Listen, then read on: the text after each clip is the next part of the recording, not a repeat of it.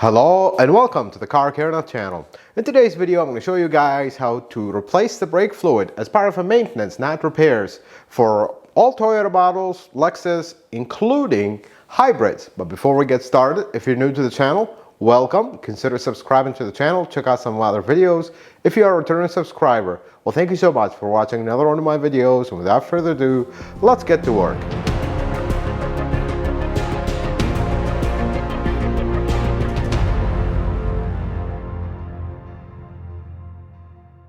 So before we get started with the procedure and everything, let's talk about the brake fluid. The brake fluid in cars is hygroscopic. That means it attracts moisture and traps it. Now that moisture and these steel lines and all these steel components in the brake system, it's going to start corroding things internally. But I just want to emphasize one thing that is typically enlarged by typically dealerships, stores, shops, whatever the case may be. That doesn't happen overnight. That doesn't even happen over 1, 2, 3 years. In reality, the brake fluid, at least on Toyotas and Lexus models, it's not something you want to do religiously in order to protect everything. It is nice maintenance to do, and if you do it yourself, it really costs you a few bucks, literally bucks. The brake fluid is not expensive at all. It's not really hard to do it. But I want to emphasize, this is not something you should run and do just like oil changes, transmission fluids. It is not like that. Actually, the problems from brake fluid contamination in Toyotas is not that high. And when I said contamination, I mean with moisture. Now, you add something else to the fluid, things are going to go south very quickly. Having said that, if you're only going to keep this car for 5, 6, 7 years, don't worry about it. Don't worry about the brake fluid. If you want to do it for the next owner, that is very generous of you. But we're talking you're going to see those results 10, 15, 20 years into it. And if you do it yourself, it's really not an expense at all. It's very simple. You need very simple tools to do it. Having said that, I get asked all the time by my viewers, well, how often should I change the fluid? Well, that depends on the fluid. Do you need to change it? This is something that you can test. In order to test fluid, this is a very cheap tool that you can buy off Amazon. It is not accurate in any way, shape, or form, but it's close enough. And for the price, and if you want to buy a professional tool that costs a small fortune, might as well just replace the fluid and be on the safe side. But this is something cheap. It is good in the arsenal of any DIY mechanic, and it tests the fluid in a second. You'll get a rough idea where the fluid is at. So let's move towards testing the fluid so you can see how simple this is. But before I start, I'll say one thing. Many people go by color of fluid. You know what? It could be possible that as the fluid gets moisture in it, it starts changing color, but it's not accurate. And this is something that you'll go to a dealership, you'll go to a repair shop. Oh my God, your fluid's looking dark. We need to change it. Here's a brand new fluid. Looks very clear. That's not a good method. And that's how they get you through the door. You cannot tell the moisture content just by looking at the color. That's not a test. Now, if the fluid is 15 years old and still tests good, it wouldn't be a bad idea to replace it because it's just simply too old. But your car is 3 years old, if the fluid slightly started to change to darker color, you need to test the moisture content. Just thought I'd throw this one in so you know. So in most Toyotas, the master cylinder is very accessible. Some of them have a little cover like this 2013 Corolla. Has a small cover you pop off just to get access to the cylinder. You're going to open it up. Most of them will have a small filter like this. Some of these filters will get stuck, and you're going to grab a needle nose plier, pick them up, and take them out. Some of them will get a little mangled. Unfortunately, when they get stuck, there's no way to get them out other than this. So we're going to put this to the side. You're going to take your very simple tester. Here's how that looks like. I have this in my Amazon affiliate store. If you're interested, it's very cheap and simple. Not accurate, but close enough. And to test the fluid, here's the tester. You're going to turn it on. Now you have a green light. You're just going to put it where it's submerged in the fluid. Now, this tester is showing us 2 yellow lights. It is flickering between that and kind of all over the place. And this is the problem with these cheapo testers.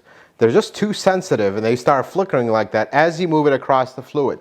But basically, if you're close to the higher range, like this one is flickering back and forth, it shows red sometimes, it's flickering all over the place, that is a fluid that is borderline to getting a replacement. Now, I discussed this with the owner. I told him you have time. They want to replace it. we're gonna go ahead and do that. But if you see your fluid in the red light, in the red two lights, and it's definitely high moisture content, you're gonna wanna replace it. If it's all the way at the bottom where you have only one light on, I'm not worried about it. I wouldn't replace that fluid. And for comparison's sake, here's a brake fluid that we're gonna be using today to replace this car's fluid. I opened it up already. Let's test it with the tester. One yellow light. So that's how the new fluid will be. So two lights, it's not really there. You want three lights with a red light coming on. It's very clear on this tool how simple it is. Now let's talk about brake fluid a little bit. First, brake fluid is hygroscopic, it attracts moisture. So don't leave the cap off. If the cap is missing, you gotta replace it with the correct cap that can vent but does not allow air in, because then you're just gonna attract more moisture from the atmosphere. Another thing is, brake fluid damages paint. It literally strips paint off. So when you get a little bit of brake fluid on the paint, don't panic, it's not gonna happen in a second. Just wipe it off with water and soap and it'll go away. Third, wear gloves when working with brake fluid. Brake fluid is really nasty to your hands and skin, and generally you want to wear gloves. I always recommend this, but especially with brake fluid. And the last thing is, because brake fluid is hygroscopic, when you are done adding brake fluid, let's say you have that old 6-year-old bottle of brake fluid in the garage, do not use it. Actually, you can test it and you'll see that it has high moisture content, because the seal is not perfect on these bottles. Especially the cheaper the bottle, the cheaper the seal. Do not reuse that bottle, because then you're just adding horrible fluid back in. Having said that, let me go show you how you can do this very safely with very, very simple tools you can buy online, and they don't cost a small fortune. Let's talk about the tools you're gonna need. First, 2 size wrenches. Most Toyota bleeders are 8mm or 10mm. Sometimes you will have both, sometimes you'll have one. Most of them are actually 8mm. So you're gonna want a closed end wrench or a box wrench. This helps. You do not need a line wrench unless you have one that is seized. You will of course need some brake fluid. Folks, I'm using Toyota brake fluid per the request of the owner of this car, but you actually don't have to. It is not super expensive, but it is relatively more expensive than the rest. Just get .3 or .4. They both work for Toyotas, and life is great, except the Supra is actually a BMW, so we're not going to worry about that. But .3, .4 for most Toyotas is good. The device you're going to use to extract the fluid. Now, there are generally 3 methods to do this. First one is pressure bleeding, where it's going to put pressure on the master cylinder and then push the fluid out. Then there's vacuum bleeding, where you're going to pull the fluid through the bleeders. And the third method is just a manual method, which is essentially a pressure bleeding. You use your foot on the pedal. I do not recommend that method unless you are doing actual repairs. You replace the caliper, you replace the component you're trying to bleed. We are not bleeding the fluid here, we are only replacing it. This could work to bleed the fluid, but there's additional steps to bleed the component that got replaced. This is the easiest method to use. Pressure bleeders, they are a little bit more expensive. Some of them are air operated, so you're gonna have to have an air source. We're trying to keep this DIY and on a budget. This tool works really good. I've used this tool for years and years. Now this one is brand new, so we're gonna open it together so you can see. I'll leave the link to this one on my Amazon affiliate store. You don't have to buy the exact same one, just as long as one that does the job and does the same thing. Let's open this guy so you can see what's what. You're welcome to use the user's manual. I'll just watch this video. Okay. First thing you do when you get one of these, test it. Put your hand right here and make sure it actually holds vacuum, that it's good. This releases it right here. So this one is good. You know, this company has been really good. I really like their products. Then we're going to locate our little bottle here. Put the cap on it. Then we're going to select our bleeder. They will give you 2 of these. Usually go for the smaller one. You can barely tell the difference, but there's actually a tiny little bit of difference. So you're going to find this fine guy, connect it. We're basically just creating the bleeder tip that's going to go on the car. 2 hoses, they're similar size. You're going to connect one of them. Now you're going to want to notice here, one of them says to pump. This is the pump. So we're going to connect our bleeder to the other side. And then we're going to connect the hose here. And lastly to the pump. Now I recommended this specific tool because it actually does more than the brake fluid part. And I'll share this with you briefly where you can actually use this. If you have an evap problem with your car, you can actually use this to test the vacuum valves. You just connect this to the vacuum valve, apply vacuum to it, and see if it's holding, if it's leaking. If you have a leak, you can see it immediately drop on the gauge.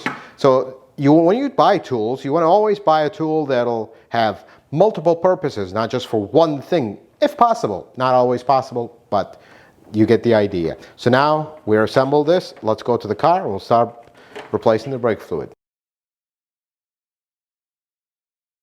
Before we start, we forgot to talk about the hybrids.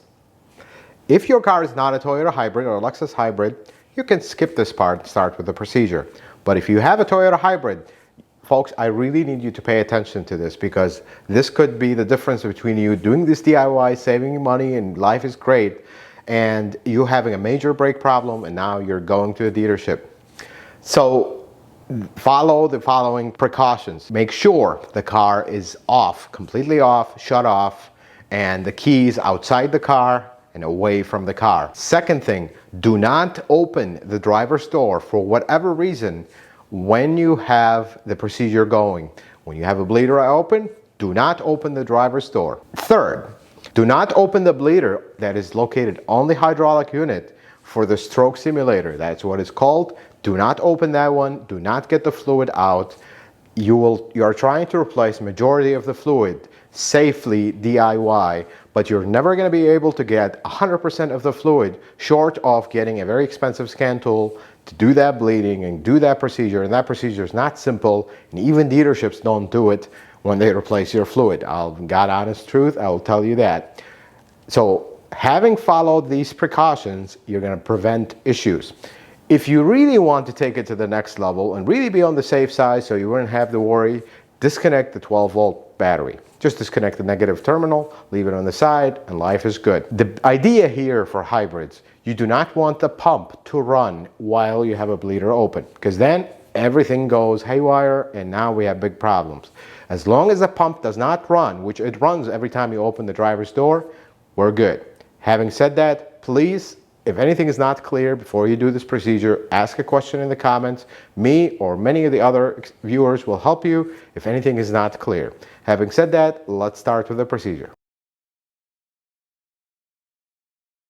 First thing we're going to do, we're going to actually take as much fluid as possible out of the master cylinder, because the idea is if you don't, you're going to have to wait for all this already contaminated fluid that we're trying to get out of here to go through the lines, then introduce the new fluid. You actually want to kind of accelerate that process by pulling as much fluid as possible here, adding new fluid, then start bleeding the wheels. So this is very simple. You're going to use the same tool. We're going to disconnect the bleeder section. We're just going to use our clear hose. You're going to put it in the master cylinder. You're not going to be able to get every little drop because the master cylinder has a lot of baffles. At all bleeding times, you're going to make sure that the bottle is sitting upright. Now we're going to start pulling fluid. Just basically activate the pump, and here it goes. Here's the fluid. This fills pretty quick, so don't overfill it. If you get to a point where it's about to overfill and you have vacuum, just release the pump right here. So let's fill this up. Looks like we're full. Let's empty this. At this point, we're done. There's no more fluid coming out, so we're good. We got as much fluid as we can out of the master. Don't worry about going below the minimum. As long as you do not apply the brake, or in the case of hybrids, open the door, you're good. Now we're gonna pull this out and fill the master cylinder to the max line. Then we're gonna go down and start pulling the fluid out. All right, so to make this easier, I took the wheels off, lifted the car, took the wheels off. But you actually don't have to if you can reach your bleeders. It makes it a lot easier and much cleaner. Try not to get the brake fluid on the wheels, especially if you have aluminum wheels, because it could actually damage the finished surface on them. Just thought I'd let you know this. Now, all bleeders will have a cap. It'll look like this. Some of them will have a bigger cap. If these caps are damaged or missing, you do want to replace them. Any parts store will have them. They're pretty much universal across the board. Now, the first thing you're going to do is get your bleeders loose and just kind of tug them. There we go. That came loose. If you have an issue where the bleeder is not coming loose, do not put extreme force, because you could easily break it. Now you have a big problem. A good trick is, if you have a seized bleeder that doesn't want to come off, put pressure on it. Now this one is opening already. And tap the bleeder with a hammer right here. Now, as you're putting pressure to undo it, tap it with a hammer. That'll actually shake it and get it wide open. As a good practice, even if you're not replacing your fluid, every 3 years, it's a good idea to open these bleeders, loosen them up, and retighten them. That way they don't seize and life is good. Having said that, we're going to reattach our bleeder tip. We're going to put it on the bleeder. Then you're going to take your open end of the wrench and undo the bleeder. Just 2-3 turns should do it. That's it. Now we're going to start pulling fluid through here. You're just going to activate your pump. One thing I will note, you're going to see all these bubbles. That is not air. Just so you know this, that is normal. Because we do not have 100% seal here. Plus the bleeder is open, so that's normal. Don't think you have air in your system. What you're going to want to do is, as you're taking fluid here, you're going to want to make sure that your master cylinder does not drop below minimum at this point. So we're just going to let it bleed. Every time the pressure runs down.